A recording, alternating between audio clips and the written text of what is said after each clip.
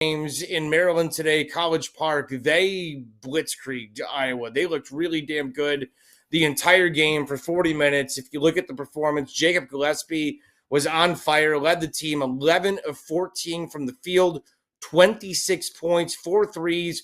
Derek Queen, 18 points, 13 rebounds. Maryland, they flexed. I mean, it was like Arnold Schwarzenegger on stage in 1978, all oiled up. I mean, it was a flex and then some. Mike LaTulip, what did you think of Kevin Willard and the Terrapins' performance today? I think it's incredible what Kevin Willard's done from 1 year to the next. You compare last year to this year. If this was last year and Iowa hung 51 points on Maryland in the first half, Maryland would be down by 25. And we even saw that in the Big Ten tournament last year against Wisconsin, the last game of Maryland for the season. Give up 47 in the first half, down by 21. It's just the difference for them this year is they can still guard at a high level, but they can gun with you. And then when they tap into that defense, they can blow you out. And so, like last year's team, 10 games that they lost, they held their opponent under 70. 10 games that they lost, they held their opponent under 70.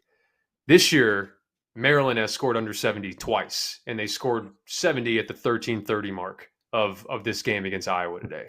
So I continue to be impressed with this team, because coming into the season, Jameer Young's gone, and there were a lot of question marks. I mean, Rodney Rice hadn't played much college basketball at all. He played 8 games 2 years ago at Virginia Tech, and he's been 13 a game this year, playing like a potential third team All Big Ten type of guy. Jacoby Gillespie, people questioned his size coming from Belmont.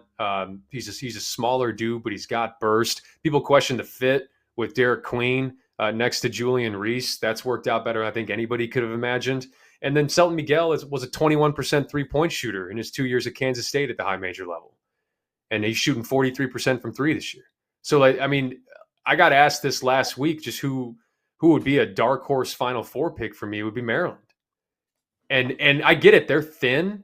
They got most of their production comes from their starting lineup. I get that. But what am I missing with the shooting, the size, the defense, the explosiveness offensively, the combustibility offensively? And then I'm looking today, and I'll look into the camera to say this. Maryland students, get out to the game. Yeah. Get out to the game. Like, you have a damn good team, and that back wall of bleachers that goes what looks like to heaven when you go there. It's ridiculous. It's ridiculous that when thing, they get going. I think that thing was maybe 60% full today. That thing needs to be 100 for this team, because we know in college basketball from 1 year to the next, you could have a great team one year and then things fall off the next year. Embrace this one, because I think Maryland's for real, man.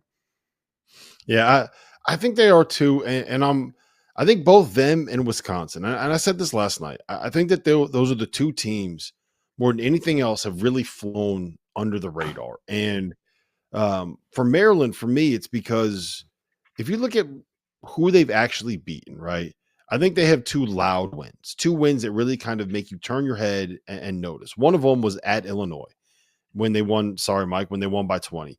And that one could kind of get explained away by there's some injuries, there were illnesses. Like, it was a weird time. Like, it was a little bit of a little time of upheaval for Illinois. So everyone looked at it and said, yeah, that probably says more about Illinois than it does about Maryland. And a lot of that has to do with the fact that Maryland was just like 3-4 in the Big Ten 3 days before they played that game.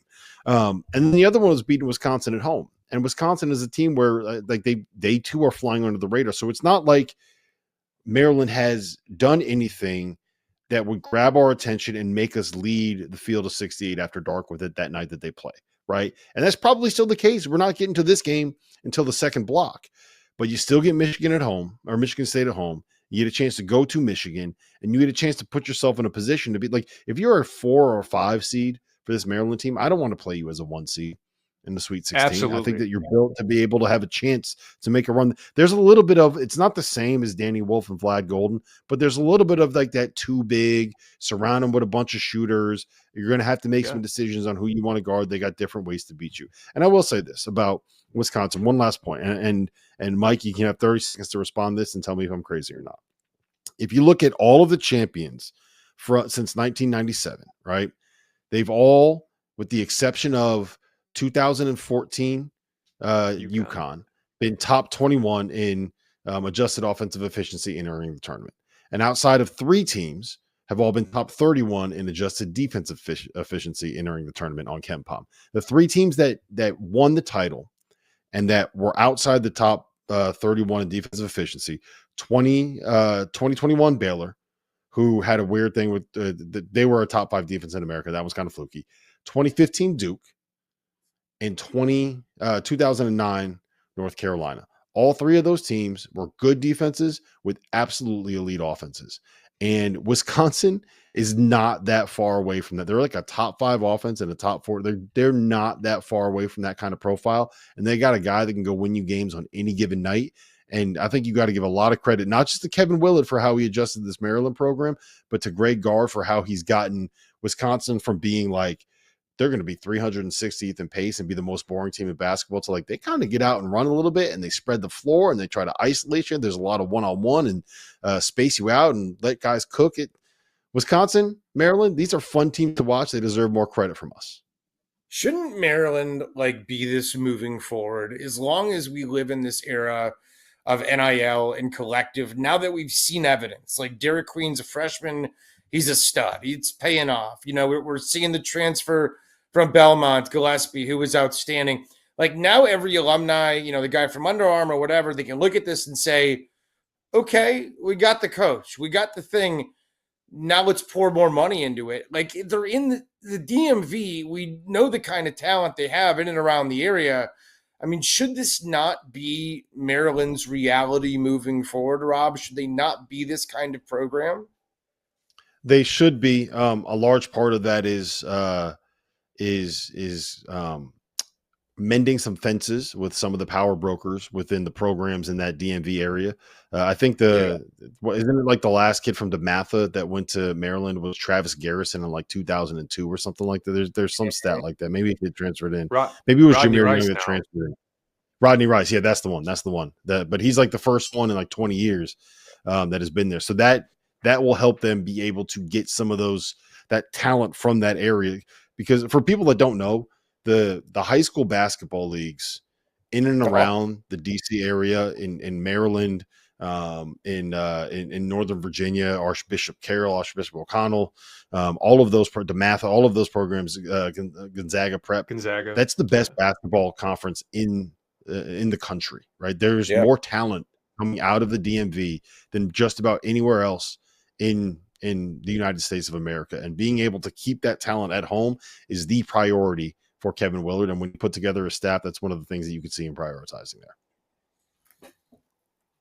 Like, it's certainly impressive what he's been able to do. And I think Maryland certainly is in a good spot.